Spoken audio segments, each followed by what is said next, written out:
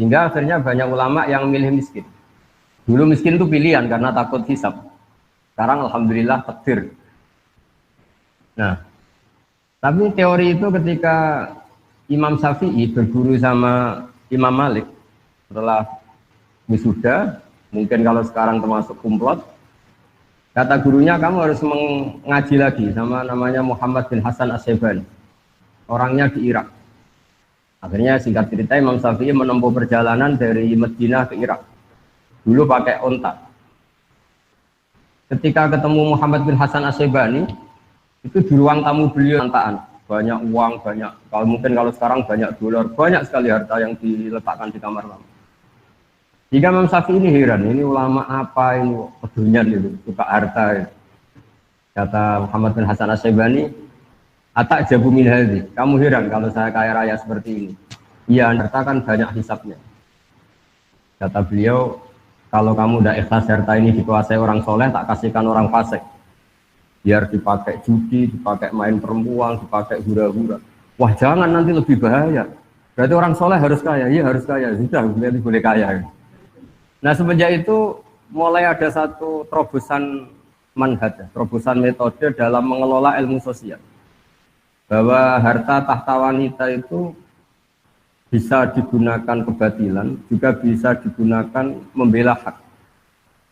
Wanita kita tahu al-madrasatul ula, sekolah pertama adalah perempuan. Jika kalau kita punya istri solihah, punya istri afifah yang tidak terlintas berpikiran serong, maka betapa nyamannya keluarga kita. Hingga baiti jannati, rumah kita adalah surga kita. Kalau kita punya istri solihah, punya istri afifah. Jika perempuan ini luar biasa dalam proses pendidikan umat. Jika tidak ada orang alim, tidak ada orang pinter, tidak ada orang sukses, kecuali di belakangnya ada perempuan yang hebat. Tentu makna perempuan yang paling pokok adalah ibu. Kata Imam Syafi'i al-madrasatul ula. Harta juga gitu. Kalau orang fasik, orang-orang dolim punya power, hartanya besar, maka dia bisa menggerakkan kedoliman secara masif. Begitu juga sebaliknya, kalau orang soleh yang punya harta besar, maka bisa menggerakkan kesolehan secara masif. Nah di sini ini hebatnya Allah Subhanahu wa Ta'ala yang memandu kita dengan Al-Quranul Karim. Kita disuguhi cerita-cerita Nabi yang miskin, kayak Nabi Ayub. Tapi juga disuguhi cerita-cerita Nabi yang bahkan hartanya banyak sekali, yaitu Nabi Sulaiman, Nabi Dawud. Beliau adalah seorang raja yang zaman dulu bahkan istrinya banyak, ya, karena memang zaman syariat dulu dibolehkan sampai istrinya berapa saja itu. Karena logika yang harus terbangun adalah jika kita menolong satu perempuan itu baik, maka menolong dua lebih baik, tiga lebih baik. Maka ketika seorang nabi itu pasti soleh, pasti baik, maka bisa saja secara logika dan kita benarkan dulu istrinya Nabi Dawud, Nabi Sulaiman itu baik. Tapi kenapa harus terkontrol sekarang, harus dibatasi misalnya? Logikanya juga bisa dibalik. Kalau punya istri satu aja terlantar, apalagi dua, apalagi tiga. Jadi itu terus semenjak itu ada metode. Ada metode untuk mengkontrol sosial. Jika dalam guyonan orang berat sama Islam ekstrim, itu pernah terjadi perdebatan, yaitu ketika orang-orang yang sedang maksiat itu mau katakan saja mau dibom oleh ekstremis. Kebetulan ekstremisnya ini suka ilmu, tanya. Kalau orang-orang yang maksiat itu dibom itu gimana? Mereka kan ngotori buminya Allah dengan maksiat. Bersama yang Islam moderat dijawab, kalau mereka mati dalam keadaan maksiat, itu mereka di neraka apa di surga? Di neraka kata yang moderat, akana dzalika muradan nabi. Mereka muslim akhirnya mati masuk neraka itu apa yang diingini Nabi apa enggak? Ya enggak, Nabi inginnya umatnya masuk. Ya sudah, jangan dibom, biar tobat dulu baru mati katanya. Tapi biar mati biasa maksudnya. Sehingga ada metode-metode yang kita selalu akan pertanggungjawabkan di depan Allah Subhanahu wa Ta'ala. Caranya gimana? Para ilmuwan, kita yang nekuni fikih, misalnya kita sering dapat komplain ya. Gus, banyak lelaki yang bejat, bahkan saking bejatnya istrinya disuruh ikut mengedarkan narkoba, ikut membantu maksiatnya, kemudian hak talak hanya pada milik suami. Ini solusinya gimana kalau dia harus tetap di bawah tangan suami, sementara dia tersiksa karena harus melayani kebejatan suaminya, diminta mengedarkan narkoba, bahkan diminta untuk melakukan hal-hal yang buruk. Jika di Islam kemudian semenjak itu ada rumus mulai zaman Nabi, tolak memang hak lelaki, tapi seorang perempuan itu boleh mengajukan rafa kalau di Jawa, kalau di fikih disebut fashun nikah. Jadi seorang hakim atau yang punya otoritas wilayah kekuasaan itu boleh memisahkan suami istri jika istrinya tidak kuat, apalagi menyangkut hal-hal yang buruk, yaitu dipaksa melakukan maksiat. Jika keliru, kalau itu sangat memberi hak dominasi lelaki atas perempuan itu keliru sekali, karena sebetulnya dalam mengurai ya atau mengakhiri pernikahan itu bisa suami menceraikan atau istrinya melakukan rafa dan hakim harus mengabulkan dalam kondisi yang sangat bahaya. Nah tentu hal-hal seperti ini akan menjadi kebanggaan ilmu sosial karena ada solusinya ketika dalam keadaan macet keluarga.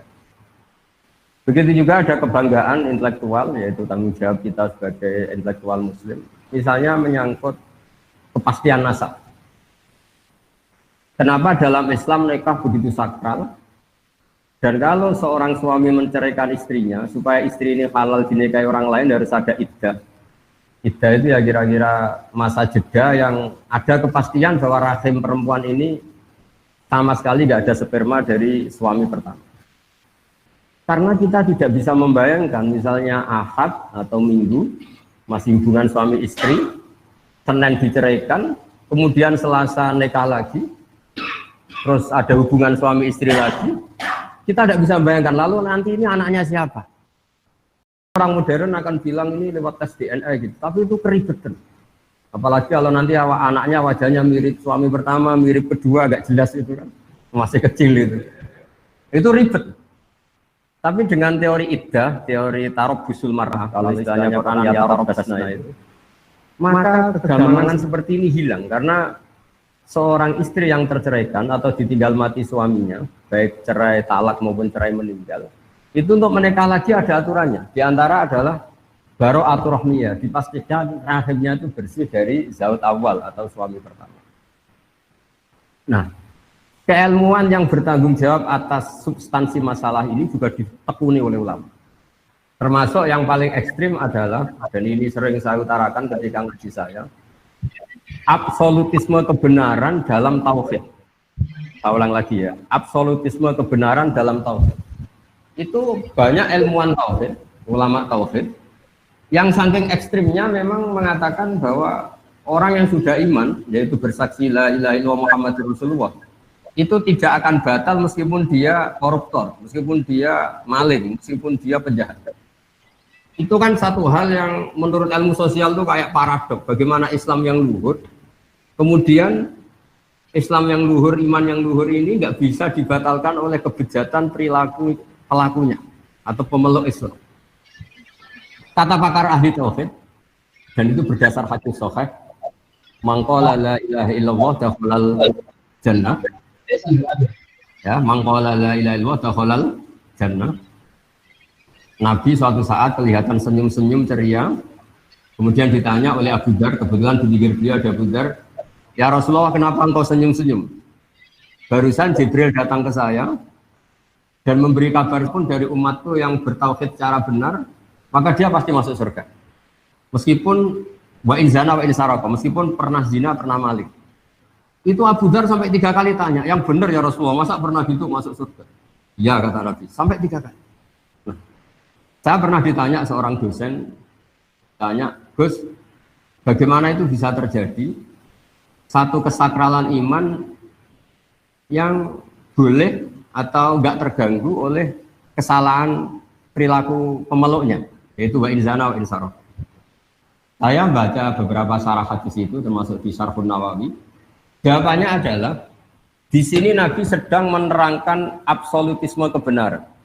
Bukan masalah membolehkan zina apa enggak, tentu zina tidak akan pernah boleh, maling tidak akan pernah boleh. Tapi Nabi ingin mengatakan absolutisme kebenaran itu enggak terganggu oleh pelakunya. Kita yang punya gelar ya bilang 1 tambah 1 2, yang enggak punya gelar ya bilang 2, musuh kita ya bilang 2, rektor Al-Azhar ya bilang 2, anak yang penggembala kambing yang bilang 2, semuanya akan bilang 2, 1 tambah 1 akan bilang 2. Karena kebenaran 1 tambah 1 2 itu enggak boleh bersyarat. Boleh mengatakan 2 kalau Anda rektor, boleh mengatakan 2 kalau Anda soleh. Kalau tidak soleh kamu harus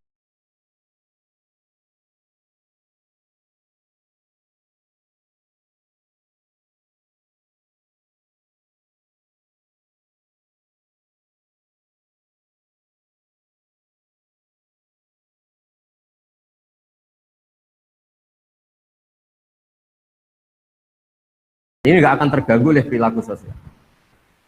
Kemudian ada ulama yang cara berpikir itu sosial. Bahwa Islam itu bisa menarik karena justru aturan-aturannya itu. Kita sebagai manusia tentu suka kalau negara ini tertib, tanpa perzinaan, tanpa maling, tanpa korupsi. Dan Islam alhamdulillah mengharamkan itu semua dan mengancam itu semua dengan neraka. Sehingga karena sisi sosial ini begitu, maka kita alhamdulillah sebagai muslim hal-hal yang buruk diharamkan, dan di antara ciri Nabi adalah mengharamkan yang haram. Jika kita selalu akan mengharamkan perzinaan, mengharamkan judi, mengharamkan dugem dan sebagainya. Tapi pertanyaannya adalah selalu ada kebenaran absolut yaitu iman.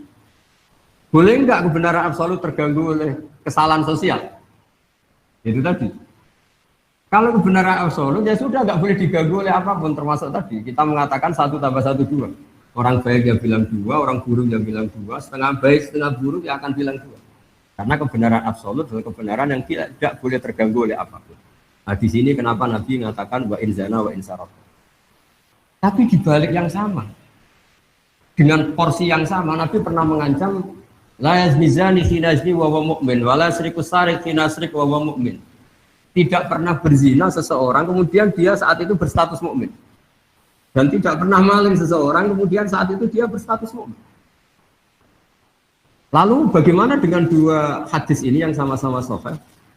Oleh ulama dijawab, ketika seseorang zina atau maling itu pasti terinspirasi oleh kenakalannya, oleh nafsunya, nggak ada sangkut paut dengan imannya, karena yang namanya iman pasti mengajarkan kebenaran. Nah, di sini kemudian ada kelompok besar dalam mazhab Islam, ada ahli sunnah wal jamaah yang berkeyakinan Islam, iman adalah satu keyakinan absolut, sehingga kalau orang salah, dia tetap salah saja, tapi tidak sampai menjadi kafir. Ada kelompok Khawarij yang mengatakan setiap kesalahan besar orang kafir. Kita sekarang bikin analogi. Kalau seseorang sudah sah menjadi warga Indonesia, dia berKTP Indonesia, tidak pernah mengeluarkan diri dari warga Indonesia, kemudian tentu kita sepakat dia warga Indonesia. Soal kita hukum, kita beri sanksi, itu karena kesalahannya, tapi dia tetap warga Indonesia. Karena dia warga Indonesia adalah status, sementara kesalahan dia adalah kesalahan sebagai manusia. Sehingga mazhab Ahlussunnah adalah seseorang yang melakukan dosa besar tetap mukmin, tapi nanti tetap disiksa di neraka, entah berapa lamanya. Saya juga belum mengkonfirmasi sama malaikat Malik ini, penjagaan nerakanya ini. Tapi yang jelas ada pelatihan di sini. Nah, pelatihan ini juga menguntungkan kita. Menguntungkannya gini, di Quran ada ayat qul ja'al haqqu wa ma yubdi'ul batil wa ma yu'id. Kalau yang lebih terkenal tentu ja'al haqqu wa zahaqal batil innal batila kana zahuqa. Kalau kita berpikir absolutisme, berpikir kebenaran mutlak, maka kemusyrikan, kekafiran, kesalahan itu hal yang enggak ada. Kalau istilahnya Quran, kaburat kalimatan takhruju min afwahihim iyaquluna illa kadziba. Misalnya ini saya pegang jam tangan, mungkin ini dari aluminium atau besi, terus saya mengatakan begini, jam tangan saya ini dari kayu. Maka kalimat ini tidak menjadi kalimat opini, tapi menjadi satu kesalahan, karena itu kalimat yang salah. Nah, jika kalau Tuhan itu hanya Allah, maka itu hanya Allah, bukan yang lain. Sehingga apapun banyaknya orang musyrik itu dianggap tidak ada. Wa ma yubdi'ul batil wa ma yu'id. Sesuatu yang batal, yang enggak benar, itu pasti enggak ada. Karena tadi, fakta bahwa jam ini dari kayu adalah enggak ada. Meskipun yang mengatakan ada. Mungkin yang mengatakan itu karena salah ucap, atau kebodohan, atau keyakinan yang keliru. Tapi hakikat ini tidak. Jadi di sini hebatnya Islam. Islam pertama datang termasuk wa'allama adamal asma. Pertama Nabi Adam diajari adalah menamai sesuatu sesuai proporsinya, sesuai statusnya. Jadi andaikan dari dulu orang kafir Quraisy mengatakan, wah ini pahatan batu dari Magelang gitu, atau ini batu dari Ponorogo, jenis batunya ini, pemahatnya ini, harganya ini. Mungkin mereka hanya bilang ini batu yang dipahat. Tapi gara-gara ini diberi gelar, diberi penamaan manat, pemberi, al-uzza, ini satu hal yang agung, satu hal yang besar, Hubal. Sehingga terus orang itu gampang, wow kalau saya melecehkan ini pasti saya kualat. Tapi hakikatnya ini tetap batu. Nah, jika apakah ada Tuhan selain Allah? Ya jawabannya tidak ada, karena selalu Tuhan hanya Allah Subhanahu wa taala. Tapi apakah ada orang yang menuhankan selain Allah? Hanya. Ini dibedakan antara hak selalu satu. Ya hak selalu satu dan kebatilan selalu nggak ada. Tapi yang mengatakan ada, yang meyakini ada, tapi kebatilan sendiri ya. Ini banyak juga ulama yang spesial membela ja'al haqqu wa zahaqal batil. Seperti saya mengatakan baju saya ini putih. Ya sudah putih. Kok banyak satu dunia mengatakan baju saya hitam, itu tidak punya pengaruh. Baju saya menjadi hitam tetap putih. Karena kebenaran absolut akan ada, punya eksistensi. Disebut ja'al haqqu wa zahaqal batil. Yang batil pasti nggak ada. Memang itu tidak faktual. Kemudian ilmu sosial atau ilmu yang didiktekan karena satu hal tertentu ini punya pengaruh. Yaitu misalnya sesuatu ini putih. Gara-gara mata kita rabun mengatakan itu hitam. Atau sesuatu itu hitam karena kita punya penyakit tertentu di mata kelihatan biru. Nah, di sini ya, kalau ulama mengatakan mulai ada hijab. Sebetulnya manusia tahu bahwa Tuhan hakiki adalah harusnya Tuhan yang awal. Karena nggak mungkin langit bumi ini diciptakan sesuatu yang lebih terbelakang dari langit bumi. Sehingga Allah mensifati dirinya al-awal. Namanya pencipta harus wujud lebih dulu, al-awal. Karena langit bumi ini adalah wujud, punya eksistensi, maka penciptanya harus lebih punya eksistensi. Kalau dalam bahasa pesantren disebut wajibul wujud. Kalau yang diciptakan saja ada, maka yang menciptakan pasti ada. Jika alam raya ini tidak dimulai dari nihilisme, ketiadaan, tapi dimulai dari yang ada. Yang ada ini oleh kita, zaman kita kecil ngaji, ujian wujud idam baqa. Karena eksistensi pertama seorang pencipta adalah harus wujud, harus punya eksistensi. Ini juga ada yang menekuni sendiri, namanya ilmuwan tauhid. Menekuni satu kebenaran absolut yang tidak boleh terdikte oleh ilmu-ilmu sosial. Tapi pertanyaannya adalah, apapun absolutismenya kebenaran ini, manusia itu punya sisi keterbatasan. Apapun putihnya baju ini, kita harus melatih orang yang mengatakan supaya dalam keadaan matanya normal, kondisinya normal. Karena nggak ada artinya ini secara objektif, kemudian yang melihat tidak normal, matanya normal. Saya akan bilang gitu.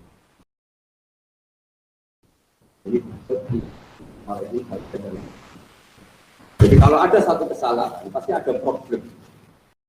Nah hakikat dari alam raya ini sudah al-haqqu wa ma yubdi'ul batilu wa ma yu'id. Sekali hak itu datang, maka satu kesalahan ini pasti ada.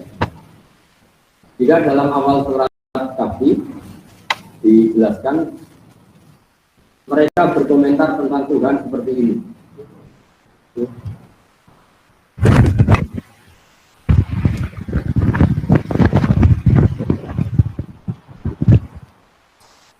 Ya, saya teruskan. Jadi para intelektual ya atau para ilmuwan penjaga kebenaran yang absolut itu adalah cara berpikir bahwa eksistensi kebenaran absolut itu tidak boleh terganggu oleh status sosial. Sehingga seperti yang saya analogikan tadi, orang akan bilang 1 tambah 1 itu pasti 2.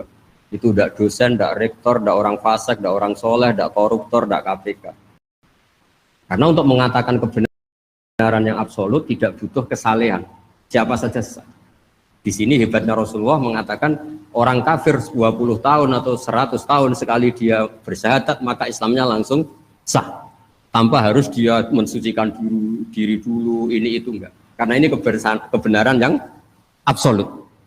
Sehingga keyakinan mainstream ulama seluruh dunia, kalau ada orang muslim melakukan dosa besar maka dia tetap muslim dan dosanya tetap dosa. Tidak boleh orang menjadi kafir hanya karena melakukan kesalahan.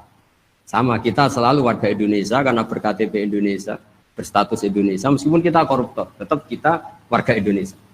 Nah, mulai benar-benar keluar warga Indonesia kalau kita merubah jati diri kita, KTP kita, paspor kita. Sama, kita menjadi kafir kalau sudah merubah Tuhan kita. Dari Tuhan Allah menjadi apa, itu benar-benar menjadi kafir. Tapi selagi kita cara bertauhid adalah la ilaha illallah Muhammadur Rasulullah, maka imannya sah. Kemudian yang kedua menyangkut sosial. Tapi dalam mengawal keimanan ini, nggak semudah itu tadi. Kita tidak mudah melatih orang mengatakan baju ini putih, tanpa dia punya perangkat, matanya sehat, kondisinya cerah. Karena untuk mengatakan putih itu butuh kesaksian bahwa itu putih. Dan bisa mengatakan itu putih kalau matanya normal tanpa ada penyakit. Nah, di sini ini terus ada gerakan ulama melawan hijab. Makanya di juz amma itu, di awal-awal kita ngaji juz amma yang masih juz 30 itu, kalau mengistilahkan orang-orang kafir, kalla innahum ar-rabbihim yauma idzil lamahjubun.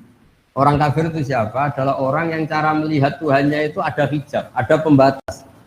Jika sesuatu yang putih karena dia ada sekat, akan dikatakan tidak putih. Nah, Islam itu agama yang mengajarkan baini wa baina Allah nggak boleh ada hijab.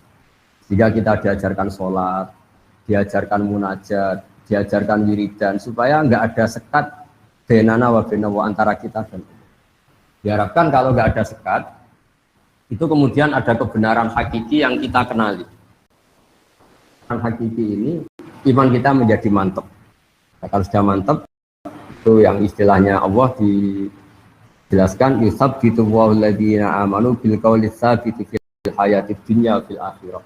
Bahwa orang mukmin akan ditetapkan imannya sebagaimana iman itu sendiri adalah al-qawli tsabit. Memang satu statement atau satu status atau satu fakta yang nyata. Beda dengan orang kafir ketika misalnya menyembah batu atau menyembah manusia, nanti di akhirat sama Allah dipanggil, Tuhan kamu siapa? Batu Gusti. Tuhan kamu siapa? Manusia ini. Setelah dipertontonkan ternyata mereka ada siapa-siapa. Ini yang disebut mereka didatangkan bersama Tuhan-Tuhan yang mereka sembah. Wa dhalla anhum ma kanu yaftarun. Kemudian ini semua enggak ada guna. Di sebagai mukaddimah, saya memang orang yang sangat fanatik supaya umat Islam berpikir tauhid secara benar, dan itu penting sekali karena semua nabi kalau mengistilahkan dirinya itu qul inni ala bayyinatin mir rabbi. Syarat iman itu harus melihat kebenaran itu, orang Jawa itu cetha welo-welo, harus sejelas-jelasnya. Kenapa kita pertama mensifati Tuhan itu wujud misalnya? Karena alam raya ini terlanjur wujud, punya eksistensi. Kan nggak kemudian penciptanya sendiri tidak wujud, itu nggak ketemu akal. Pakai fayakunul adamu yakhluqu mawjudan. Bagaimana sesuatu yang enggak ada, yang harusnya enggak bisa jadi faktor, kemudian menyebabkan sesuatu yang ada. Kalau gitu alam raya ini penciptanya atau Tuhannya siapa? Ya sifati saja zat yang wujud. Hanya wujud. Berhubung pencipta, tentu wujudnya lebih dulu. Akhirnya kita sifati qadim atau awal. Wujud idam atau kidam. Kidam, qadim, awal. Masa pencipta kalah dulu sama yang diciptakan.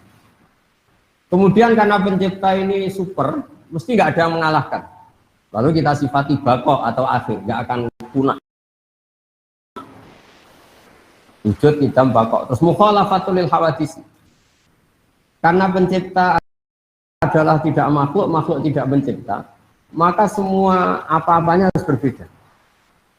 Maka kita sebut mukhalafatul lil hawadisi, atau kalau dalam bahasa Quran disebut al-qayyum, zat yang berdiri sendiri.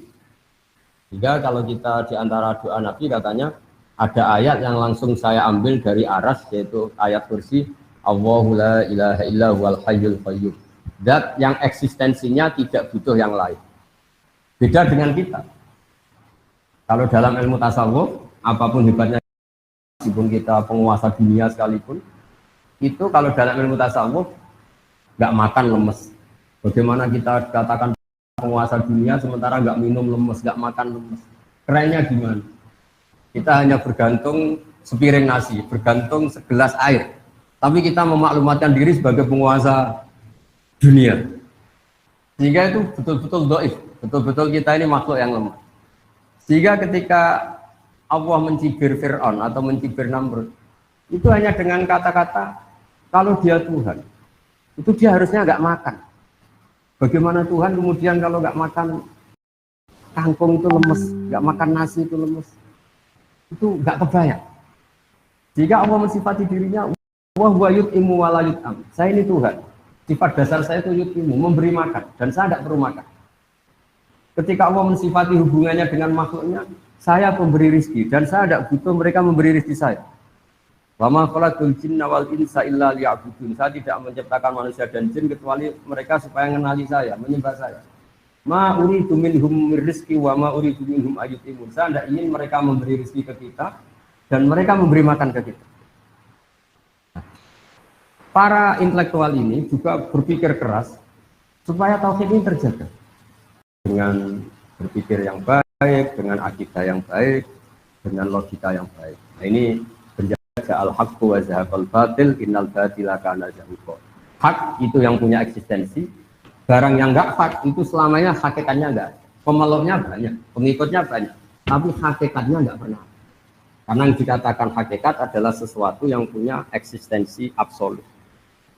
Jika misalnya hakikat Tuhan ya tetap satu, hakikat Tuhan ya hanya Allah. Bukan Lata, bukan Hubal, bukan dan sebagainya.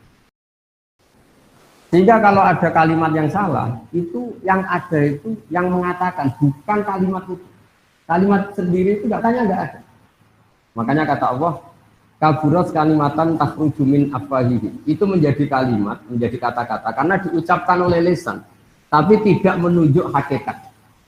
Jadi misalnya saya mengatakan ini hitam, itu menjadi kata-kata yang saya ucapkan. Tapi tidak menjadi kalimat yang menunjukkan kebenaran, karena itu salah. Jika kalau kalimat yang salah itu istilah Tuhan, itu kalimat yang menjadi kata-kata karena keluar dari mulut.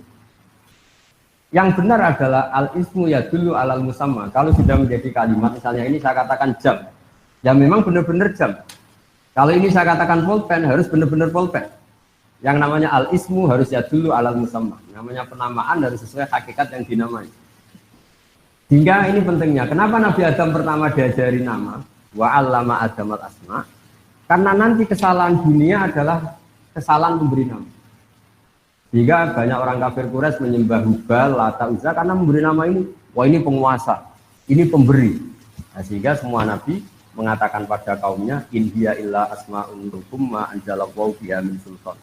Itu gara-gara Anda salah memberi nama, sehingga kemudian Anda mendewa-dewakan seperti itu. Coba kalau dari dulu batu-batu itu dikatakan batu yang dipahat, batu yang dipecah, batu yang diukir. Tentu ini nggak sakral. Tapi gara-gara ini dikatakan ini Tuhan. Kalau kamu tidak memberi sesaji maka kamu akan kena gini.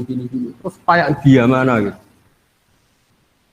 Ya ini penting saya utarakan supaya tanggung jawab intelektual kita dalam dakwah Islam. Pertama adalah kebenaran tauhid, kebenaran absolut. Iqra' bismi rabbikal ladzi khalaq, khalaqal insana min 'alaq. Terus terakhir ini saya masih punya waktu mungkin 10 menit untuk mengawal kebenaran absolut itu juga dibutuhkan ilmu yang namanya tasawuf. Ilmu tasawuf itu ilmu yang seseorang itu disuruh berpikir objektif. Misalnya begini. Saya ini seluruh di Indonesia, seluruh dunia akan biasa mengatakan baju saya ini putih. Akan mengatakan misalnya bolpen saya ini biru. Dan itu kita biasa mengatakan itu tanpa nunggu digaji.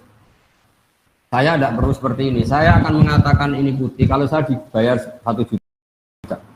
Biasa kita ikhlas mengatakan baju ini putih tanpa ada yang bayar 1 juta.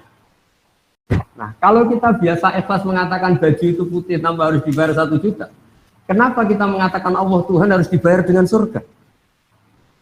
Nah ini terus orang-orang tasawuf bikin punya gugatannya sendiri. Kita terbiasa mengatakan hakikat ini tanpa presentasi ingin digaji. Kita biasa mengatakan kalau baju saya ini putih, kalau air itu menyegarkan. Beratus-ratus kali, mungkin berpuluh-puluh tahun kita mengatakan kebenaran itu tanpa ingin digaji. Kita mengatakan matahari itu panas, tanpa ada yang gaji, dan kita ikhlas. Tapi kenapa ketika kita mengatakan Tuhan itu Allah dan Allah itu Tuhan, harus digaji dengan surga? Nah itu terus kemudian orang-orang tasawuf punya riwayatnya sendiri. Ketika Allah gojlok sama orang-orang soleh, masyhur itu hadis qudsi. Ada orang-orang soleh ditanya sama Allah, kamu menyembah saya karena apa? Ya karena saya ingin masuk surga ya Allah. Yang satu ditanya, kamu menyembah saya karena apa? Karena saya takut masuk neraka ya Allah. Kata Allah, Laulam akhluk jannatan wala naron alam akun ahlan an uto'a. Saya ini Tuhan. Berarti kalau saya tidak menciptakan surga, saya tidak menciptakan neraka, terus saya tidak layak ditaati. Nah, terus akhirnya ya tetap harus ditaati ya sudah, berarti karena saya. Nah ini terus ke hakikat. Ya naif kita tadi, kalau kita mengatakan baju ini putih nggak digaji kita mau, kenapa untuk mengatakan Allah Tuhan gaji? Sehingga orang-orang tasawuf punya sekian cerita, misalnya Nabi Isa jalan-jalan ke satu daerah, situ ada orang yang sangat kurus, sangat karena nggak pernah tidur, kalau siang puasa ditanya, kenapa kamu ibadah sampai seperti itu? Karena kita ingin masuk surga. Semua orang yang sejenis itu ditanya, kenapa kamu sampai sekurus itu? Karena kita takut neraka. Terus ketemu kelompok ketiga, wajahnya happy, tidak terlalu kurus, konstruksi badannya yang normal semua. Kenapa kamu asik? Karena saya mencintai Tuhan yang punya semuanya. Akhirnya Nabi Isa bilang yang dua kelompok tadi, makhlukon rojautum wa makhlukon fiktum. Kamu yang kamu harap-harap hanya makhluk, yang kamu inginkan juga makhluk, yang kamu takuti juga makhluk. Yang benar ini takut yang punya makhluk itu semua, takut yang punya surga, yang punya. Nah, jadi lewat pengajian ini atau ngaji ini saya karena UGM tentu masyhur ya, terkenal sekali dengan kajian keilmuannya. Saya mohon dalam bertauhid itu harus sampai kul inni ala bayyinati mir rabbi, bahwa saya bertauhid itu harus benar-benar punya logika yang absolut, punya logika yang kuat, punya logika yang permanen. Di surat Al-Bayyinah juga diistilahkan alladzina kafaru min ahlil kitab wal musyrikin munfakina hatta ta'tiyahumul bayyinah. Bayyinah itu siapa? Rasulun minallah yatlu suhufan mutahharah. Jadi dulu orang-orang kafir itu akan nyaman dengan kekafirannya, nggak pernah tercerabut dari cara berpikir kekafiran. Kita tahu berhala dan jumlahnya banyak, ada Lata, Uzza, Hubal, Manat. Itu mereka cara berpikir, ya Muhammad, kalau urusan kita banyak, problem kita banyak, Tuhannya harus banyak dong. Masa problem kita banyak, Tuhannya satu? Itu mereka nggak bisa nerima konsep Tuhan satu. Sampai mereka mencibir Nabi dengan mengatakan, aja'alal alihata ilaha wahida, inna adalah syai'un ujab. Masa Tuhan satu, problem kita banyak, kok Tuhannya satu? Itu pasti tidak cukup. Ya kalau problem banyak, ya Tuhannya harus banyak. Terus Nabi dengan sabarnya memberi penjelasan, wahai para orang-orang kafir, kalau kamu jadi buruh punya majikan banyak, kemudian perintahnya beda-beda, itu kamu suka mana? Punya majikan satu yang baik sama majikan banyak, perintahnya beda-beda. Ya suka satu ya Muhammad. Nah, Nabi menyatakan Tuhan kamu adalah majikan kamu. Kalau jumlahnya banyak, yang bingung itu kamu. Terus akhirnya ya mat, Tuhan satu aja. Nah itu terus disebut dorobawahu matalar rojulan fihi syuraka'u mutasyabisuna wa rojulan salamal lirrojul. Allah memberi satu analogi, satu orang yang punya atasan banyak sama yang punya atasan satu. Tentu kita nyaman yang punya atasan satu. Dan Tuhan kamu itu atasan kamu. Maka ya sebaiknya satu saja supaya Anda tidak bingung. Yaitu hatta ta'tiyahumul bayyinah. Jadi saya mohon semua Civitas Akademika UGM juga semua yang suka ngaji, bahwa bertauhid itu harus sampai kul inni ala bayyinatin mir rabbi. Bahwa kebenaran harus benar-benar logis, absolut, dan tidak boleh tergoyah oleh apapun. Saya kira demikian, mohon maaf. Assalamualaikum warahmatullahi wabarakatuh. Waalaikumsalam warahmatullahi wabarakatuh. Terima kasih pada Gus Baha yang telah memberikan satu pencerahan pada kita, yaitu masalah tauhid ini. Ustadz, ini ada yang bertanya terkait dengan judul yang yaitu tanggung jawab intelektual, tentu di sini adalah intelektual Muslim dalam dakwah Islam, yaitu berkaitan dengan kira-kira sejauh mana sih kita ini kemudian memiliki peran dakwah. Karena kalau kita lihat ini Gus Baha ini kan gimana ya, orang yang kemudian begitu rileksnya, begitu enaknya tatkala kemudian menjawab gitu loh. Apakah engkau itu mau berjuang untuk Islam? Itu kan sudah ada tanggung jawab Allah. Nah, tetapi kan kita sebagai seorang intelektual di dalam kampus, dia tadi bahwa kita sebagai seorang muslim di sisi lain kemudian juga punya kewajiban untuk memberikan value, memberikan nilai yang sekarang itu begitu banyak penawaran terhadap nilai-nilai itu. Kalau kita ingin seperti Gus Bahak kan ya tidak mungkin kan gitu loh. Nah kira-kira balik lagi, kira-kira sebagai seorang intelektual itu bagaimana berkaitan dengan proses tanggung jawab dakwah, berkaitan dengan proses belajar keagamaan. Terima kasih Gus. Oh ya. Jadi memang kenapa saya sering bikin statement Islam tuh tidak usah kamu pikir, itu pasti diurusi oleh Allah Subhanahu wa Ta'ala. Sebetulnya itu bentuk counter ya, karena banyak pemikir Islam yang karena mungkin kurang baca atau nekuni Islam, justru gara-gara pikiran dia ini Islam tambah ruwet. Dan reportnya itu diatasnamakan Islam. Jika saya mengcounter itu dengan mengatakan Islam itu tidak usah kamu pikir, karena panduannya jelas. Kita nggak usah mikir Islam pun, kalau sesuai panduan Islam, pasti dengan sendirinya itu dakwah. Karena Islam mewajibkan mengajar. Islam mengharamkan kitmanul ilmi, menyembunyikan ilmu. Kalau ada kesusahan, Islam juga mengancam, tidak termasuk umatku dia tidur kekenyangan sementara tetangganya kelaparan. Tidak termasuk umatku orang yang membiarkan sekelilingnya bodoh sementara dia pinter. Jadi sebetulnya kalau mengikuti panduan-panduan Islam itu bagus. Problemnya kalau hak mikir ini kita berikan sama nyuwun sewu mubalek atau ustadz atau kiai, semua orang akan punya cara berpikirnya sendiri. Dan itu awal dari ikhtilaf kata Nabi, sehingga kita sebagai ulama itu membatasi sekali yang namanya pemikiran. Kita utamakan riwayat, meskipun kita tidak meninggalkan akal. Jadi misalnya begini contoh paling gampang ya. Ada orang dengan pengalaman tertentu, dengan trauma tertentu, kemudian terus pidato begini. Kiai itu harus kaya, dosen itu harus kaya. Kalau dosen tidak kaya, tidak bawa mobil, tidak dihormati mahasiswa. Masa dosen pakai ondel? Ya?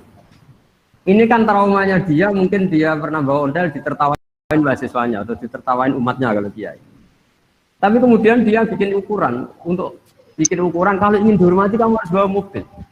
Pertanyaannya adalah, mana ada target dalam Islam supaya orang dihormati? Target dalam Islam adalah orang nyari ridhonya Allah, bukan ingin dihormati. Nah ini yang kemudian kan tuh jadi lucu, masa orang digerakkan, dia ini harus kaya, kalau nggak kaya nggak dihormati, dosa harus bawa mobil, kalau nggak mau mobil nggak dihormati. Pertanyaannya, target ingin dihormati ini pikiran Islam atau pikirannya dia? Nah, tentu kita tetap tanggung jawab terhadap perjalanan agama ini, kita memberi kontribusi, tapi dengan cara tadi. Saya ulang lagi, dengan cara riwayat. Kenapa saya katakan dengan cara riwayat? Karena kalau analogi sosial, itu tidak ada selesai. Misalnya begini, saya sering ditanya, Gus, sebaiknya orang itu ramah apa enggak? Misalnya kita punya istri, sebaiknya ramah apa enggak? Di Quran itu, ini ilmu sosial ya. Wahai para istri itu cantik-cantik. Kalau kamu ketemu lelaki lain, itu falah takdokna bil qauli. Justru kamu nggak boleh terlalu ramah. Karena kalau terlalu takdokna bil qauli, fayat ma'alladzi fi qalbihi marad. Ada perempuan cantik yang ketemu bapak-bapak ramah, senyum. Laki ini bukan dinilai ramah. Wah, berarti ini mau sama saya. Kan jadi repot. Sehingga kalau ilmu sosial semuanya mungkin ramah yang baik, tapi orang yang hatinya sakit, ada penyakitnya, kata Allah, fayat ma'alladzi fi qalbihi marad. Kita sopan sama orang, sama terkenal dermawan. Kena penipu, ini dianggap satu objek.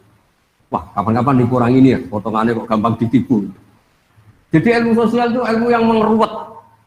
Karena kebaikan sosial ini akan dimanfaatkan orang-orang fasik, orang-orang durhaka untuk keburukan. Mengelola sosial itu ya agak gampang karena memang logika sosial ini.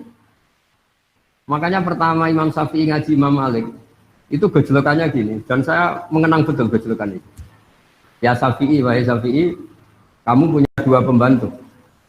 Terus satu kamu cerdas, yang satu ini cerdas, kamu perintahkan ikla hadis safra. batu besar itu coba kamu tarik, kamu bongkar. Fa'inna tahtaha daban, karena di bawah itu ada emas. Terus yang satu nggak tanya, langsung dibongkar. Ketika yang satu langsung bongkar, ditanya, kenapa kamu nggak tanya maksud saya apa? Terus kata pembantu tadi, saya hanya ingin nurut sama jenengan. Jadi nggak penting di bawah ada emas apa enggak. Kalau yang nyuruh jenengan tetap saya bongkar. Yang satu enggak. Kalau ada apanya bos? Ada emasnya. Ya sudah saya bongkar. Kalau nggak ada emasnya ngapain? Kamu seneng mana? Kata Imam Syafi'i ya seneng yang loyal tanpa mikir.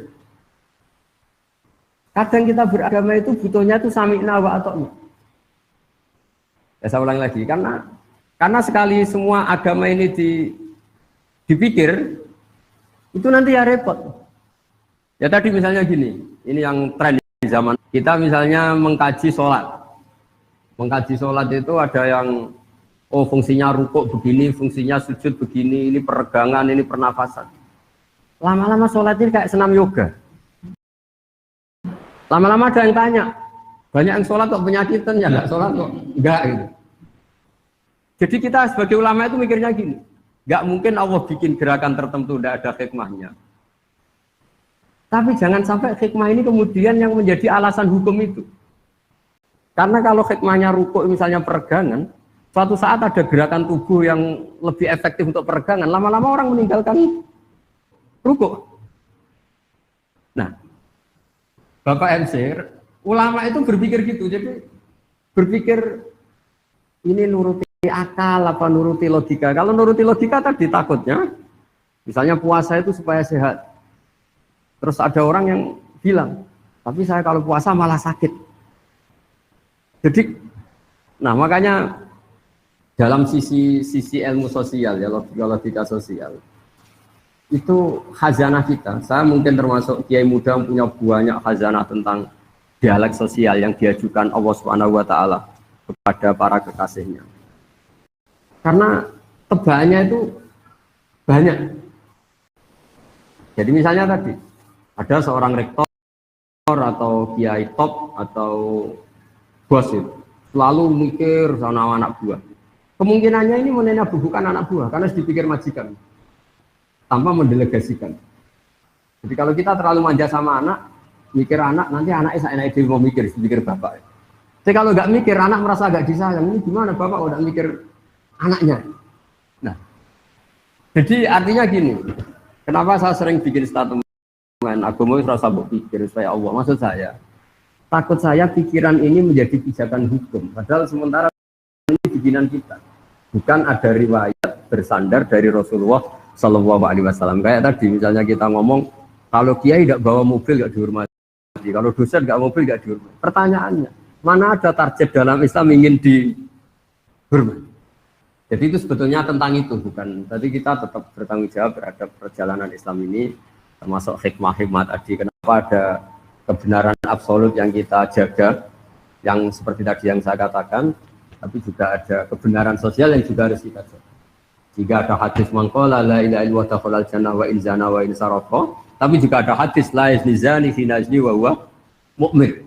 Karena ini untuk menjaga keseimbangan antara kebenaran absolut. Ya saya kira demikian. Terima kasih Gus Bahak ya.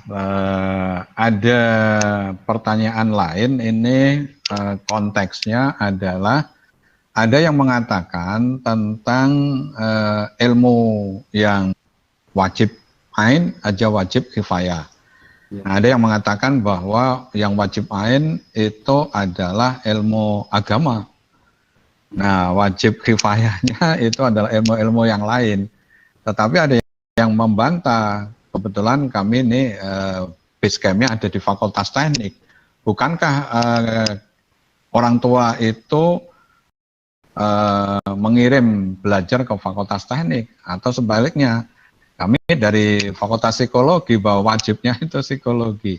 Nah, pemahaman tentang ilmu yang wajib ain, wajib kifayah berkaitan dengan tadi tanggung jawab kalau itu intelektual muslim atau mungkin sebagai mahasiswa muslim Itu esensinya seperti apa, Gus? Saya kira demikian. Jadi kita yang nekuni Al-Quran ya, saya akan nekuni tafsir ya. Sebetulnya dikotomi itu mah nggak pernah ada ya. Misalnya kita yang nekuni ilmu astronomi ya, atau falak ya. Kan lalu misalnya ilmu astronomi dianggap itu ilmu umum. Ilmu geologi juga dianggap ilmu umum. Padahal kita yang nekuni tafsir, itu ya biasa bicarakan misalnya waladzi ja'ala syamsa dia awal qamara nuran wa qaddarahu manazila li ta'lamu 'adada sinin awal hisab. Bahwa Allah yang menciptakan sedemikian rupa bahwa al-qamar rembulan punya sekian manazil, yang dengan manazil itu li ta'lamu 'adada sinin awal hisab. Kamu tahu hitungan waktu. Artinya kalau yang dikatakan Quran pasti itu namanya ilmu agama dong. Tapi disiplin ini kemudian dikatakan ilmu umum. Misalnya menyangkut biologi.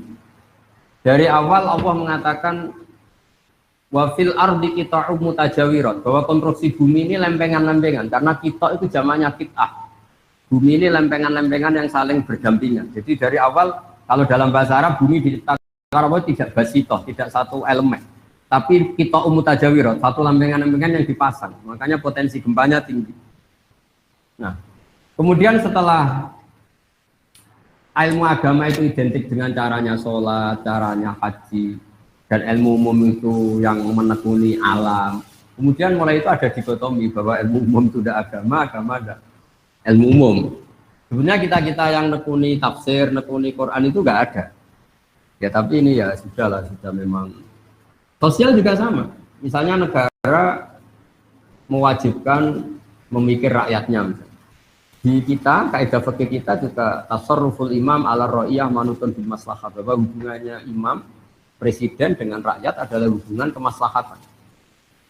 Dan kita juga punya aturan-aturan kalau presiden atau waliul amri memerintahkan sesuatu yang tidak maksiat, kita wajib loyal. Nah, tapi kemudian tadi entah gimana asal usulnya ilmu agama ini dianggap yang fardu ain itu ilmu agama, tapi ilmu agama yang mana sebetulnya? Karena ilmu agama itu banyak. Mengetahui halal haram itu ya fardu ain. Terus ngerti najis dan sebagainya juga fardu ain. Tapi sebetulnya di antara aturan agama adalah mengerti bahaya yang dan tidak bahaya. Di situ juga ada misalnya sistem alam ini kalau digerogoti itu akan terjadi gini-gini likuifaksi. Itu ya dibicarakan misalnya amin teman fis sama ayaksifa bikumul ardo fa idza hiya tamur. Kamu hati-hati di bumi, potensi bumi itu bisa tamur, bisa melumer, bisa likuifaksi. Terus kata Allah, kamu di bumi juga jangan merasa aman, sahaja benda di langit setiap saat itu bisa jatuh. Ayursila alikum hasiban, misalnya meteor setiap saat juga bisa jatuh.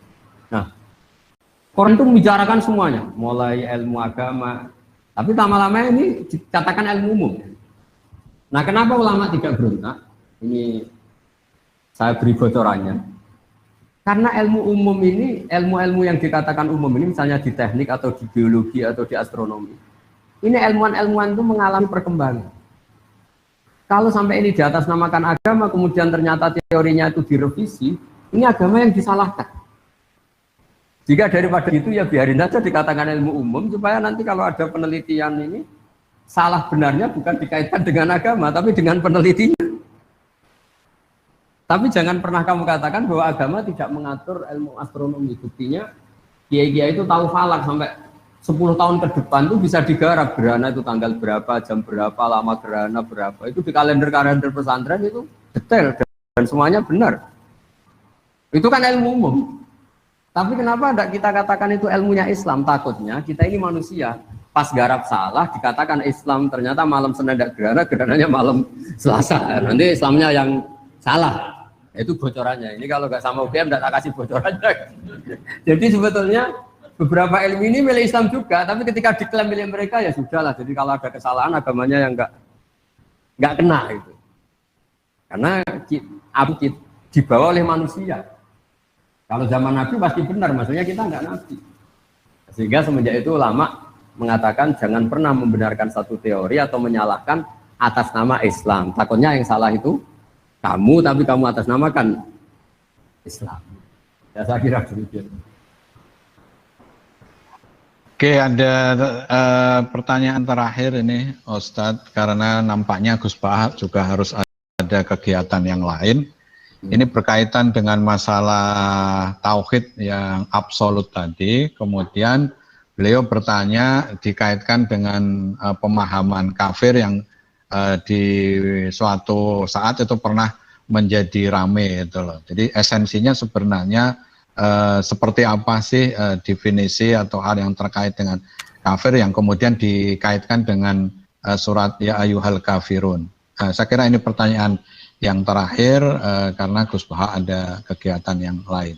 Terima kasih Gus. Ya, saya pikir itu harus dianalisis dengan kepala dingin, dengan analisis keilmuan. Bahwa pengkelompokan itu nggak bisa dihindari, karena itu fakta sosial. Tapi setelah dikelompokkan, tentu kita sebagai muslim yang baik, tetap mengajak pihak yang lain, mengajak siapa saja untuk lebih baik, lebih benar. Jadi misalnya, istilah kafir, istilah munafik, istilah apa saja. Memang mau tidak mau, memang kita mau tidak mau harus mengelompokkan sesuai pilihan-pilihan orang-orang itu. Tapi itu normal saja secara keilmuan. Tapi Islam selalu waqulu linnasi husna, kepada siapa saja kamu harus berkata-kata yang baik, bermuamalah secara baik.